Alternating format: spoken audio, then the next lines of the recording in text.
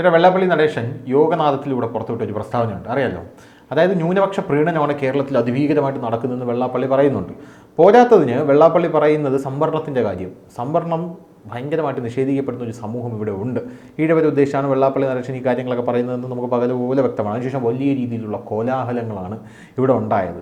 ഇപ്പോൾ വെള്ളാപ്പള്ളിക്കെതിരെ, വെള്ളാപ്പള്ളി അറിയാമല്ലോ, വെള്ളാപ്പള്ളി ചില നിലപാടൊക്കെ എടുത്താൽ ഭയങ്കര സ്ട്രോങ് ആയിട്ട് വെള്ളാപ്പള്ളി അത് എടുത്തിരിക്കും എന്നുള്ള കാര്യത്തിൽ തർക്കമില്ല. പണ്ടൊരു പള്ളിയിലച്ഛൻ ഈഴവ യുവാക്കൾ ക്രിസ്ത്യൻ യുവതികളെ എന്തോ ഇത് പ്രണയിച്ചു കൊണ്ടുപോകുന്നു എന്ന് പറഞ്ഞപ്പോൾ വെള്ളാപ്പള്ളി അയാളുടെ വീട്ടിൽ കയറി അടിച്ചില്ലെന്നേ ഉള്ളൂ. അത്രയ്ക്ക് ഗംഭീരമായിട്ടുള്ള നിലപാട് ചില സമയത്ത് വെള്ളാപ്പള്ളി എടുത്തു കളയും.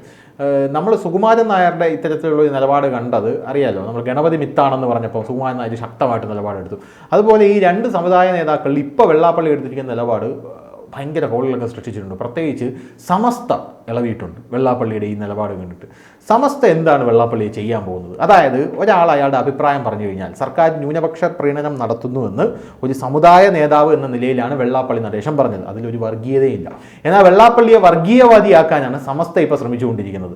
ഈ സമസ്ത എന്ന് പറയുന്ന സംഘടന പിന്നെ എല്ലാം തികഞ്ഞ സംഘടനയാണല്ലോ.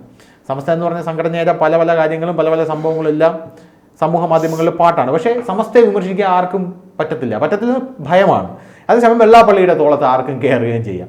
അപ്പോൾ എന്തുകൊണ്ടാണ് ഈ സമസ്ത വെള്ളാപ്പള്ളിയെ വർഗീയവാദി എന്ന് വിളിച്ചിട്ട് ഇവിടെയുള്ള ആൾക്കാർ മിണ്ടാത്തത്? ഒന്നാമത്തെ കാര്യം, വെള്ളാപ്പള്ളി പറഞ്ഞതിൽ എന്തെങ്കിലും കാര്യമുണ്ടോ? ന്യൂനപക്ഷ പ്രീണനം ഇവിടെ ഭീകരമായിട്ട് നടക്കുന്നു, സൈ കെട്ടിട്ടാണ് ഞാൻ പറയുന്നത് എന്നുള്ളത് വളരെ വ്യക്തമായിട്ടുള്ള കാര്യമല്ലേ വെള്ളാപ്പള്ളി നടേശൻ പറഞ്ഞത്. കാരണം തെരഞ്ഞെടുപ്പിന് ശേഷം BJPക്ക് ഉണ്ടായ ഹൈപ്പും CPM-നുണ്ടായ കോട്ടവും എന്താണെന്ന് പരിശോധിക്കുന്നു എല്ലാ പാർട്ടിയും. വെള്ളാപ്പള്ളിയുടെ അഭിപ്രായം പറഞ്ഞു, CPM-ന് അടിസ്ഥാനപരമായിട്ട് വോട്ട് ചെയ്തുകൊണ്ടിരുന്ന പിന്നോക്കക്കാരും ഈഴവ ബെൽറ്റ് വോട്ട് മാറ്റി BJPക്ക് ചെയ്തു. അതിന് കാരണം BJPയുടെ നിലപാടുകളാണ്. CPM-ൻ്റെയും കോൺഗ്രസിൻ്റെയും കേരളത്തിലുടനീളമുള്ള കാലാകാലങ്ങളിലായിട്ടുള്ള മുസ്ലിം പ്രീണനം ഇതിന് കാരണമായി.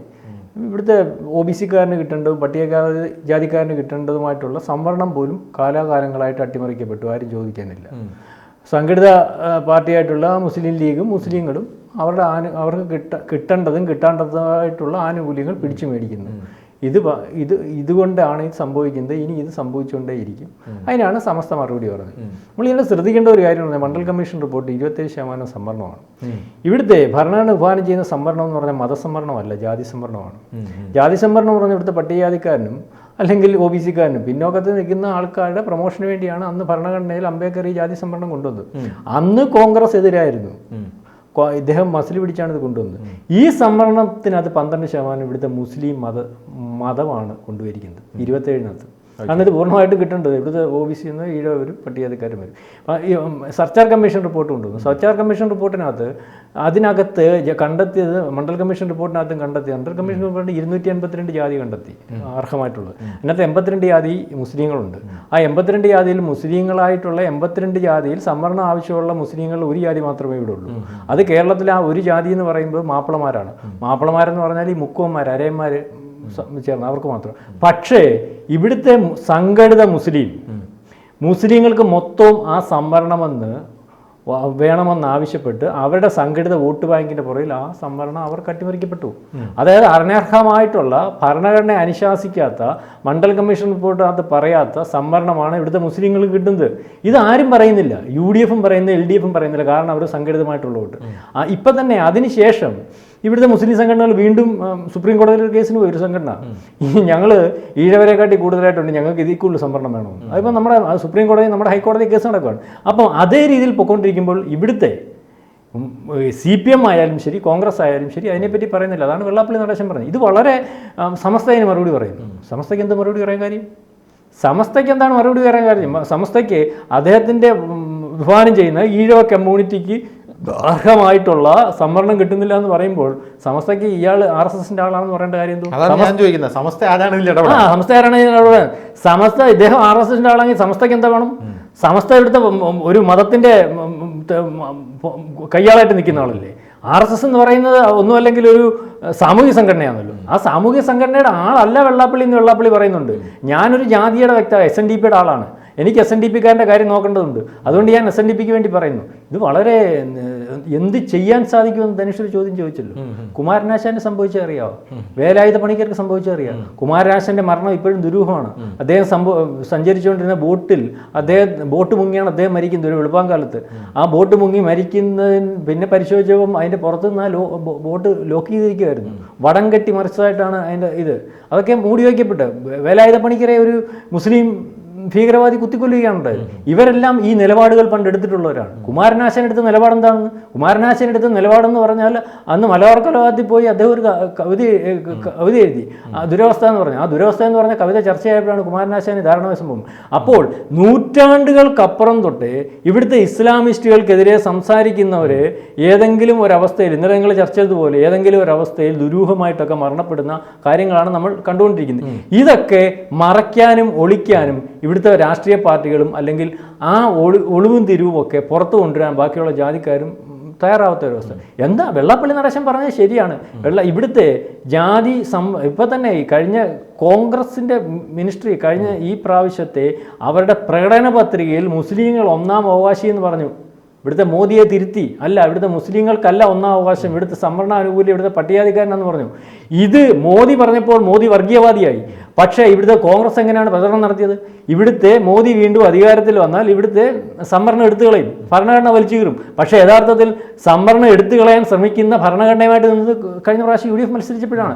അതുകൊണ്ട് തന്നെയാണ് ഒരേ പാറ്റേണിൽ കേരളത്തിലും ഇന്ത്യയിലും ഇപ്പോൾ പരിശോധിച്ചപ്പോൾ BJP കോട്ടം വന്നതിൻ്റെ കാര്യം 400 സീറ്റിൽ അധികാരത്തിൽ വരുമെന്ന് പറഞ്ഞ BJP ഹിന്ദു വോട്ടുകൾ ചെയ്യാൻ പോയിട്ടില്ല. UP 46% മാത്രമാണ് ഹിന്ദു വോട്ടുകൾ ചെയ്തിരിക്കുന്നത്. മുസ്ലിം വോട്ടുകൾ ചെയ്തിരിക്കുന്നത് 96%. ബാക്കിയുള്ള പ്രദേശങ്ങളിൽ വോട്ട് കുറഞ്ഞിടത്തല്ല. പശ്ചിമ ബംഗാൾ സംഭവിച്ചെന്താണ്? ഏതവസ്ഥയിലാണെങ്കിലും അവിടെ 97-98%, അതായത് 100%, 100% മുസ്ലിം വോട്ടുകൾ ചെയ്തിട്ടുണ്ട്. അവിടെ എല്ലാം ഹിന്ദു വോട്ടുകൾ ചെയ്തിട്ടില്ല. ഏത് കാരണമെന്നറിയത്തില്ല, ഹിന്ദു വോട്ടുകൾ ഇതാണ് ഇന്ത്യയിലെ അവസ്ഥ. മനസ്സിലാവുന്നുണ്ടോ?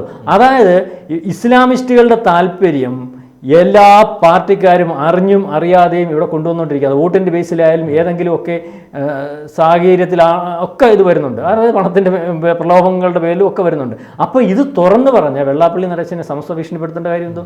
മാത്രമല്ല ധനുഷ് ഒരു കാര്യം ശ്രദ്ധിക്കണം. മണ്ഡൽ കമ്മീഷൻ റിപ്പോർട്ട് അല്ലെങ്കിൽ ഇവിടുത്തെ ജാതി സംവരണം, ഭരണഘടന അനുശാസിക്കുന്ന സംവരണം, അംബേദ്കർ കൊണ്ടുവന്ന സംവരണം, ഈ രാജ്യത്തിൻ്റെ പുരോഗതിക്ക് വേണ്ടിയുള്ള സംവരണം, ഇത് അനർഹമായിട്ടുള്ള ഇവിടുത്തെ മുസ്ലിങ്ങൾ കൈക്കലാക്കി വെച്ചിരിക്കുന്നു.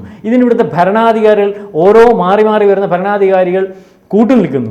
അതുകൊണ്ടാണ് ഇവിടുത്തെ വോട്ട് മാറി ചെയ്തതെന്ന് പറഞ്ഞപ്പോൾ അതിനകത്തും ഒരു ജാതി കൊണ്ടുവരുന്നതിന് ഇവിടുത്തെ മുസ്ലിങ്ങൾ ശ്രമിക്കുന്നത് എന്തിനാണ്? ഇവിടുത്തെ അപ്പോൾ ഹിന്ദു അവർക്കൊരു മുസ്ലിങ്ങൾക്ക് മാത്രമേ ഉള്ളൂ ജാതി, അല്ലെങ്കിൽ ഹിന്ദുവിൻ്റെ ജാതിയുടെ കാര്യം പറയുമ്പോൾ അതിനകത്ത് ഇടപെടാൻ മുസ്ലിങ്ങൾക്കാർ അധികാരം കൊടുത്തിരിക്കുന്നത്. അപ്പോൾ അത്തരത്തിലേക്ക് പോകുന്ന ഒരവസ്ഥ, ഈ പറഞ്ഞതുപോലെ അത്തരത്തിൽ കാര്യം പറയുന്നവരെ അടിച്ചമർത്തി പോകുന്ന ഒരു അവസ്ഥ, അതാണ് വെള്ളാപ്പള്ളി നടേശൻ ഇപ്പം അനുഭവിച്ചുകൊണ്ടിരിക്കുന്നത്. അപ്പം ആ കാര്യമാണ് വെള്ളാപ്പള്ളി നടേശൻ പറഞ്ഞത്. ഇപ്പം ഇത് തന്നെ AK ആന്റണി 2004 പറഞ്ഞു. ഇവിടുത്തെ AK ആന്റണി മുഖ്യമന്ത്രിയായിരുന്നപ്പോൾ അദ്ദേഹം പറഞ്ഞു ആവശ്യമില്ലാത്ത ന്യൂനപക്ഷ പീഡനം. അത് തന്നെ സുകുമാരൻ നായർ ഒരു പ്രാവശ്യം പറഞ്ഞില്ലേ, കുഞ്ഞുമാണി ഒരു കുഞ്ഞാലിക്കുട്ടി, ഇവർ 3 പേരും കൂടാണ് ഇന്ത്യ മഹാരാജ്യത്തിൽ കാര്യങ്ങൾ തീരുമാനിക്കുന്നത്. അപ്പോൾ ഇത്തരത്തിൽ കാര്യങ്ങൾ വി എസ് സച്ചിദാനന്ദൻ പറഞ്ഞു. നിങ്ങൾ ഈ ശ്രദ്ധിക്കേണ്ട കാര്യം എന്ന് പറഞ്ഞാൽ അതിനുശേഷം രാജ്യമാക്കാൻ പോവാണ് AK ആന്റണിക്ക് സംഭവിച്ചു. AK ആന്റണി അതിനുശേഷം പരാജയമാണ് സംഭവിക്കുന്നത്. AK ആന്റണി അതിനുശേഷം മുഖ്യമന്ത്രിയായിട്ട് അധികാരത്തിൽ വരുന്നതിന് പിന്നെ സുകുമാരൻ നായർ മത്സരമൊന്നും NSSനകത്ത് മാത്രം മത്സരം എന്നുള്ളതുകൊണ്ട് പിള്ളേരെ തോപ്പിക്കാനൊക്കത്തില്ല. V S Sachidanandan side line ചെയ്യപ്പെട്ടില്ലേ? വി എസ് സച്ചിദാനന്ദൻ പാർട്ടിക്കകത്ത് വരെ സൈഡ് ലൈൻ ചെയ്യപ്പെട്ടില്ലേ? വി എസ് സച്ചിദാനന്ദൻ അത് പറഞ്ഞതുകൊണ്ട് വി എസ് സച്ചിദാനന്ദൻ അപ്രസക്തനായില്ലേ? മുസ്ലിം ലീഗിനെ പാർട്ടിയോട് ചേർത്ത് പിടിക്കുന്ന പിണറായി സഖാവിൻ്റെ ഉൾപ്പെടെയുള്ളവരുടെ ഗ്രൂപ്പിനായിരുന്നല്ലോ പിന്നെ ആ പാർട്ടിക്കകത്ത് അപ്രമാദിത്വം വന്നത്. അപ്പം അറിഞ്ഞോ അറിയാതെയും അവരെ സഹായിക്കുന്ന, അല്ലെങ്കിൽ മുസ്ലിങ്ങളെ സഹായിക്കുന്ന, ഇസ്ലാമിസ്റ്റുകളെ സഹായിക്കുന്നവരെ സഹായിച്ച് മുന്നോട്ട് പോകുന്ന ഒരവസ്ഥയാണ്. ഇത് പറയുന്നത് കൊണ്ട് നിങ്ങൾ വേറെ കാര്യം ശ്രദ്ധിച്ചു, ഇവിടുത്തെ മാധ്യമങ്ങൾ ചർച്ച ചെയ്തില്ല. നമ്മളിപ്പോൾ ഇതിൽ ചർച്ച ചെയ്യുന്നു. യോഗനാഥത്തിൽ വന്ന സാധനം ഇവിടുത്തെ ജനം TV മാത്രം ചർച്ച ചെയ്തു, ഡിബേറ്റ് വെച്ചു. ഇവിടുത്തെ പ്രമുഖ മാധ്യമങ്ങളിലൊന്നും ഈ സംഭവം ചർച്ച ചെയ്യപ്പെട്ടില്ല. ഇവിടുത്തെ ദൃശ്യമാധ്യമങ്ങൾ ചർച്ച ചെയ്യപ്പെട്ടില്ല. ഇവിടുത്തെ പ്രിന്റഡ് മാധ്യമങ്ങൾ ചർച്ച ചെയ്യപ്പെട്ടു. എന്തുകൊണ്ട് ചർച്ച ചെയ്യപ്പെടുന്നില്ല? അതായത് മുസ്ലിങ്ങൾക്കെതിരെ അല്ലെങ്കിൽ അനർഹമായിട്ടുള്ള ഒരു കാര്യമാണ് മുസ്ലിം ഏറ്റെടുക്കുന്നതെന്ന് കണ്ട് ഇവിടുത്തെ ഭൂരിപക്ഷ സമുദായത്തിനകത്ത് വരുന്നത്, അല്ലെങ്കിൽ ഇപ്പോൾ കേരളത്തിലെ കാര്യം പറഞ്ഞാൽ സമാസമായിട്ട് വരുമെങ്കിലും അത്തരത്തിലുള്ള ഭൂരിപക്ഷ സമുദായത്തെ ഈ പത്രങ്ങളെല്ലാം അവരുടെ വീട്ടിൽ വരുത്തുന്നുണ്ടാവുമല്ലോ, അല്ലെങ്കിൽ മുസ്ലിങ്ങളുടെ മാത്രമല്ലോ. അപ്പം അവരുടെ ഫണ്ടിങ്ങും അവരുടെ വരിക്കാർ മുസ്ലിങ്ങളും അല്ലെങ്കിൽ ന്യൂനപക്ഷങ്ങൾ കുറയുന്നത് കണ്ട്, അല്ലെങ്കിൽ അവരുടെ സ്വാധീനത്തിന് വഴങ്ങി ഇവിടുത്തെ മെയിൻ സ്ട്രീം മീഡിയകൾ പല അഴിമതികളും മറച്ചു വയ്ക്കുന്നു. ഇതിന് ചേർത്ത് വായിക്കേണ്ടത് കെജ്രിവാളിനെതിരെയുള്ള അഴിമതികൾ മറച്ചു വയ്ക്കുന്നു. കെജ്രിവാൾ പരസ്യം കൊണ്ട് പത്രങ്ങൾ കൊടുക്കുമായിരുന്നു, അതുകൊണ്ട് അഴിമതികൾ മറച്ചു വയ്ക്കുന്നു. അല്ലെങ്കിൽ ഇപ്പോൾ ഏറ്റവും അവസാനം ഏറ്റവും പ്രധാനപ്പെട്ട ഒരു അഴിമതി, സോണിയാഗാന്ധി 600 കോടി രൂപ മേടിച്ചു. നിങ്ങൾ കുറച്ച് മുമ്പ് ചർച്ച ചെയ്ത വിഷയമാണല്ലോ. അതിനകത്ത് മാധ്യമങ്ങൾ ചർച്ച ചെയ്യുന്നില്ല, ഒരു മീഡിയയിലും വരുന്നില്ല. ഇതിന് കാരണം എന്താണ്? ഇതാണോ മാധ്യമ പ്രവർത്തനം? ജനാധിപത്യത്തിൻ്റെ 4ാം തൂണാണ് മാധ്യമം എന്ന് പറഞ്ഞ്, മാധ്യമ സ്വാതന്ത്ര്യം എന്ന് പറഞ്ഞ് ഏതറ്റം വരെയും കയറിപ്പോകുന്ന, അതിനകത്ത് അഴിമതി നടത്തുന്ന അതിനകത്ത് അഴിമതി നടത്തുന്നതുകൊണ്ടാണ് ഈ വാർത്തകൾ വരാത്തത്. ഈ മാധ്യമ പ്രവർത്തകരാണ് ഇതുപോലുള്ള ഇഷ്ടമുള്ള വാർത്തകൾ വലുതാക്കുകയും ഇഷ്ടമില്ലാത്ത മാധ്യമങ്ങൾ എത്ര യാഥാർത്ഥ്യങ്ങളുണ്ടെങ്കിലും മറച്ചു പിടിക്കുകയൊക്കെ ചെയ്യുന്നത്. എനിക്ക് പറയാനുള്ളത്, ഇവിടുത്തെ കുമാരനാശാനും അല്ലെങ്കിൽ ആറാട്ട് വേലായുധ പണിക്കർക്കും ഒക്കെ സംഭവിച്ചത് നമ്മൾ ഈ ആധുനിക യുഗമാണെങ്കിലും വെള്ളാപ്പള്ളി നടേശന് സംഭവിക്കാതെ നോക്കേണ്ട കടമ ഇവിടുത്തെ മോദിക്കും കേന്ദ്ര ഗവൺമെൻറ്റിനും ഒക്കെയാണ്. വൈ കാറ്റഗറി സെക്യൂരിറ്റി ഒക്കെ കൊടുത്തിട്ട് നമ്മൾ നിസ്സാരമായിട്ട് കാണേണ്ട സംഭവമല്ല. ഒരു പ്രത്യേക മതവിഭാഗത്തിനെതിരെ എന്ത് അനീതി ഉണ്ടെങ്കിൽ അത് ചൂണ്ടിക്കാണിച്ചിട്ടുള്ള ആൾക്കാരെല്ലാം ദുരൂഹ സാഹചര്യത്തിൽ മരിച്ചു പോകുന്ന ഒരവസ്ഥ കാലാകാലങ്ങളിൽ പരിശോധിച്ചാൽ നമ്മൾക്ക് മനസ്സിലാവും. അത് കേരളത്തിൽ നിന്ന് മാത്രമല്ല, ലോകത്തുടനീളം സംഭവിച്ചുകൊണ്ടിരിക്കുന്ന കാര്യമാണ്. നമ്മൾ നിസ്സാരവൽക്കരിച്ച് കളയരുത്.